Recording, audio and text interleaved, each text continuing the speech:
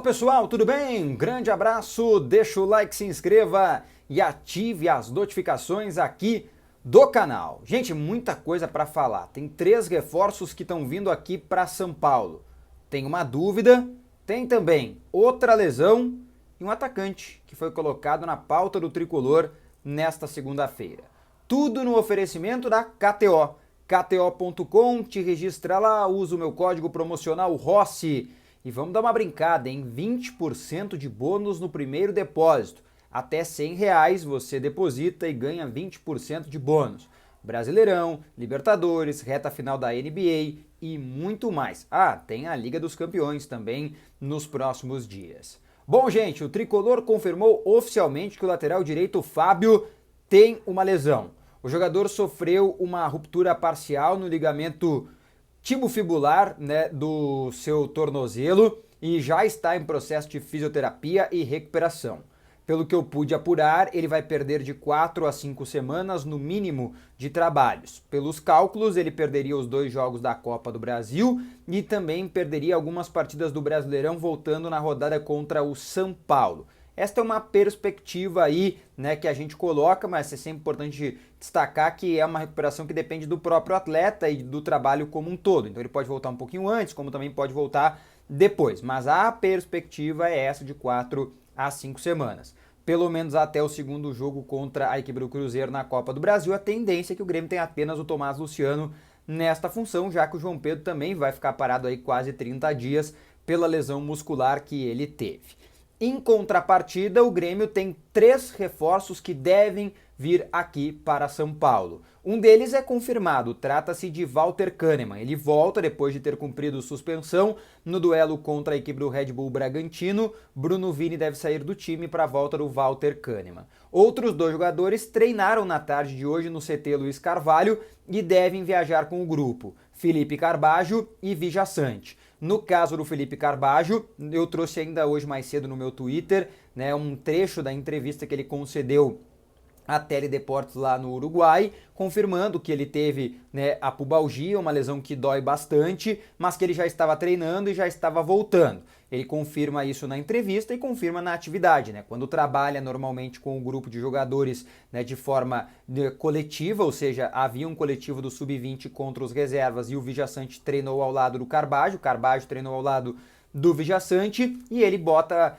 a sua cara à disposição para o duelo contra o Palmeiras. A gente já vinha trazendo aqui a informação no canal que a data para a volta do Carbajo era justamente o jogo contra o Palmeiras. Já no caso do Vijaçante, esse sim surpreende, porque ainda havia uma expectativa de uma demanda de até mais 30 dias para ele ficar fora, só que isso não se cumpriu. Ele foi lá, treinou, não sentiu nada, treinou de novo com o grupo e fica liberado. É importante dizer o seguinte, o Vijaçante ele não teve nenhum problema físico. Ele fez uma cirurgia na face pelo choque que teve na primeira rodada do Campeonato Brasileiro contra a equipe do Santos, quando ele se chocou com o Walter Kahneman, fez a cirurgia e agora volta e fica à disposição do técnico Renato Portaluppi. Certamente deve jogar com uma máscara na partida contra o Palmeiras, se assim for escalado para o duelo, seja no banco ou dentro dos 90 minutos começando a partida, mas ele deve viajar também para São Paulo. São 2 importantes reforços que estavam no DM, além de um reforço que tinha cumprido a suspensão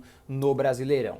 Quem é dúvida é PP. O jogador já foi preterido no duelo contra o Bragantino, que era o seu jogo. Ele inclusive estava relacionado e acabou sendo cortado da partida porque não se sentiu confiante, mostrou a perna pesada, pelo menos apresentou a perna pesada em discurso para o departamento médico e hoje apenas correu no gramado do CT Luiz Carvalho. Dá indicativos ainda de que não está pleno, não participou de outro trabalho com bola, falta muito pouco tempo para o jogo contra o Palmeiras, então ele ainda é uma dúvida. Pode até viajar, mas a dúvida é se vai ficar pelo menos no banco de reservas. Lembrando, o Grêmio desembarca amanhã, 2h30 da tarde, aqui em São Paulo. Estarei lá no hotel onde o Grêmio está hospedado para fazer esta cobertura pela Rádio Bandeirantes, Rádio e TV Bandeirantes. Então é importante aí a gente ficar atento sobre a presença dos jogadores, especialmente também dos relacionados, Não sei se mais uma vez o Grêmio vai ou não divulgar a lista dos relacionados.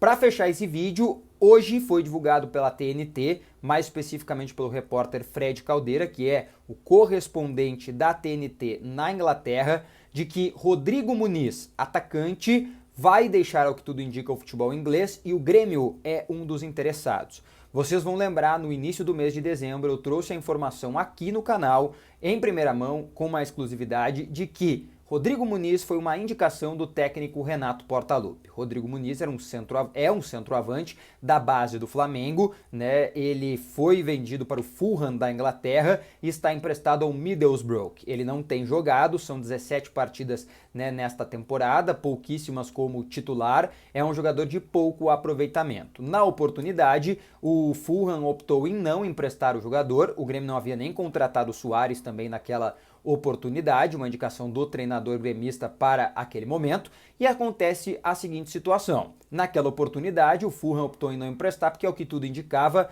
Mitrovic deveria deixar o Fulham para jogar em uma outra equipe. Mas há uma evolução do Fulham na Premier League, né? E ele pode permanecer. Tem o Carlos Vinícius, também atacante brasileiro, que está por lá e deve permanecer para a próxima temporada, e aí vai ficar sem espaço para o Rodrigo Muniz. A informação do Fred Caldeira é que o Grêmio está interessado na sua contratação, é um dos grandes interessados. Eu fui atrás de algumas pessoas que me disseram que a prioridade do Grêmio são pontas, né? Não propriamente dito centroavantes, que é o caso do Rodrigo Muniz. Ele até sabe jogar em parceria com um outro centroavante, é um jogador bem caro e valorizado no futebol europeu, apesar de jovem, né? E isso ajuda, né, nesse valor mais alto do negócio. Então esta é uma condição para avaliação para a janela de transferência, que ainda, né, está longe de abrir. São praticamente 50 dias até que a janela de transferências volte a se abrir e o Grêmio tem a possibilidade de contratar. Sempre importante dizer que ontem o Renato Portaluppi fez fortes cobranças, né, o técnico do Grêmio, em relação à direção,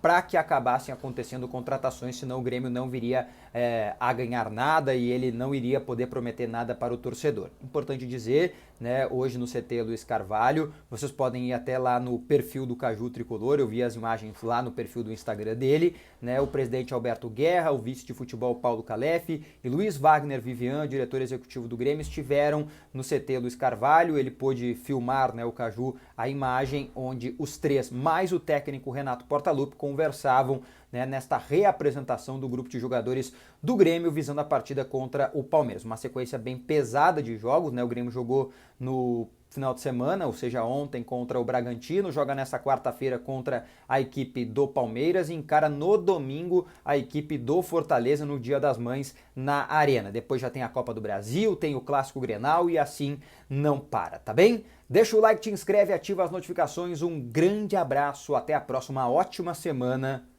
Fui!